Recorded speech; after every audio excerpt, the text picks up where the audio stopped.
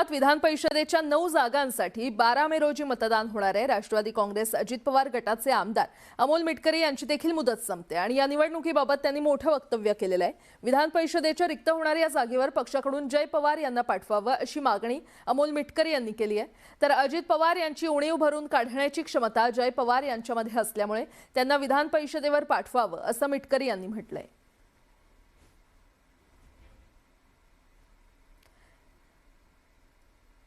तर अमोल मिटकरी यांनी नेमकं काय म्हटलं आपण पाहूयात। राष्ट्रवादी काँग्रेस पक्षाच्या विधान परिषदेच्या एका जागेसाठी कार्यकर्ते आणि नेत्यांच्या जवळच्या लोकांची लॉबिंग तसंच चढाओढ पाहता आगामी काळात राज्यभर पक्षवाढीसाठी अजितदादांसारखा विश्वासू आणि युवा चेहरा पुढे आणण्याची आवश्यकता आहे।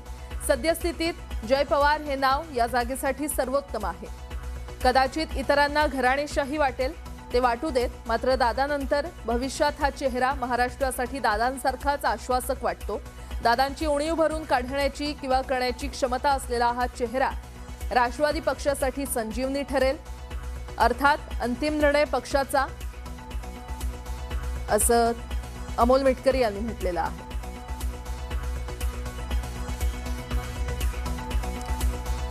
तर जय पवार यांना विधान परिषदेवर पाठवा असं म्हणत अमोल मिटकरी यांनी सुनेत्र पवार यांना पत्र पाठवलंय आणि अर्थात अंतिम निर्णय पक्षाचा असेल असं त्यांनी म्हटलंय।